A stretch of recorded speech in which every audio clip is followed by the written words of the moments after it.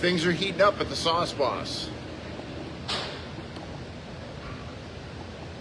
This is it. This is where all the magic happens. We are in the Sauce Boss kitchen today.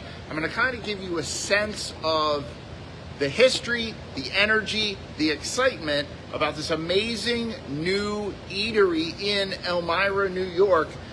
This is where they give birth to the first batch of pasta for today. Here's the water. Here's the actual water getting ready to boil, so it is ready for you. And people, don't forget, it is fish fry today at the Sauce Boss. Let me get out here for our dramatic exterior shot. Very excited today, very high energy today. It's gonna be a great day. And here we go. Good morning, Elmira. This is the Sauce Boss. I'm JD Isles, and of course, this is Hidden Landmarks Live. This is the live history show that I do every Friday morning at 9 a.m. Now, of course, now this is the Sauce Boss, but this used to be Jeans Beans back from the 50s here in Elmira. Where are we? Well, hold on.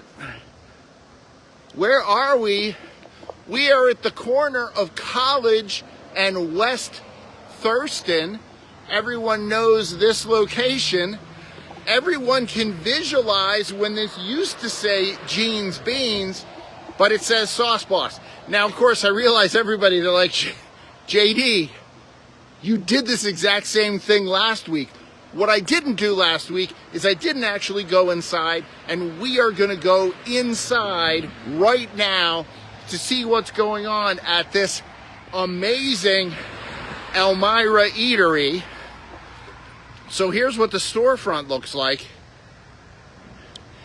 And again, what I want you to think about, and what Tony wants you to think about, is this is like Chinese takeout, but it's Italian. They do have some booths. I'm going to show you the booths. So here are the booths. You actually can eat in, but you know, this is primarily takeout. Remember, it's like Chinese food, but it's Italian. And it's an American-Italian fusion restaurant. Just to give you an idea, here's their menu. You know, Sauce Boss Tony is primarily known for his red sauce, and certainly his Boss Balls. You can't lose with a brand like Boss Balls. But he's got a little bit of everything. Pasta, signature dishes. He's got hot subs. I mean, a meatball sub, you can't go wrong with the meatball sub. And of course, tonight, he does fish fry. He does fish fry every Friday night, just like Jeans Beans used to do, but they do a tremendous volume. Last week when I interviewed him, he said he basically does 130 to 150 fish fries. So after the live last week, he actually did 200, and they are actually poised to do even more than that this week. So if you're looking for a fish fry tonight and you want to come pick it up, they also do DoorDash, of course, but you want to come pick it up, this is the place to grab it. I want to show you a couple fun little things about the restaurant here.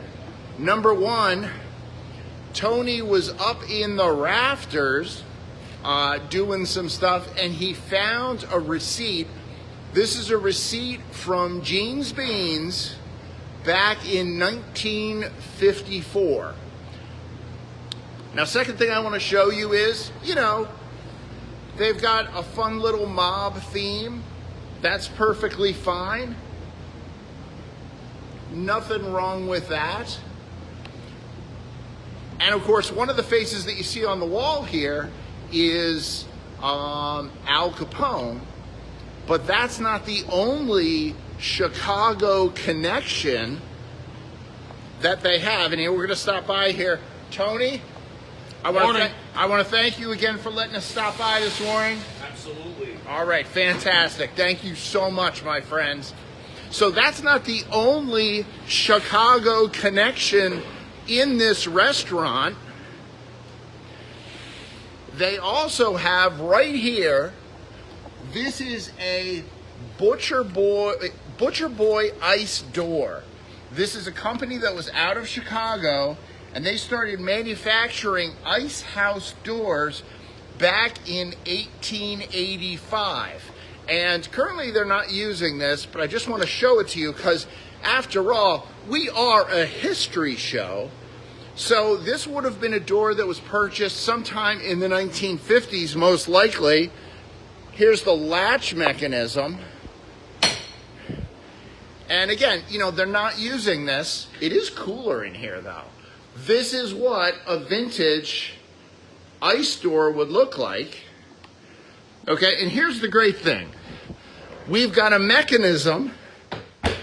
So I've just closed myself inside. Just closed myself inside.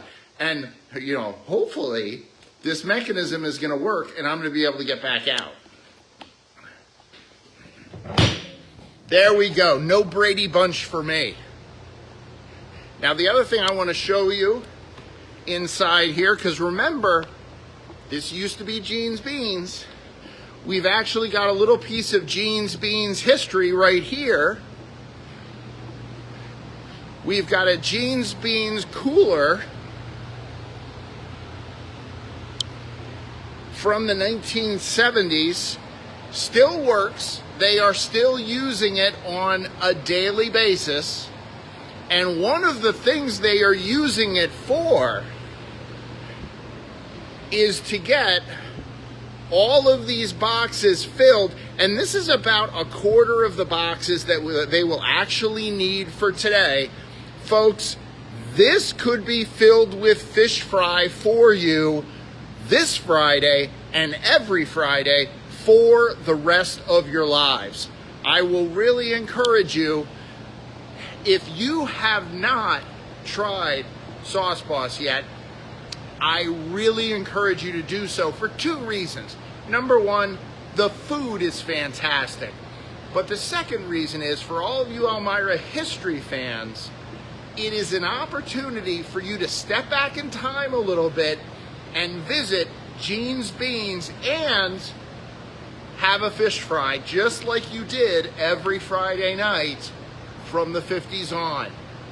I'm JD Isles. This is Hidden Landmarks Live. I hope all of you have a tremendous weekend, and let's get some fish fries ordered. I'll talk to you later. Bye-bye.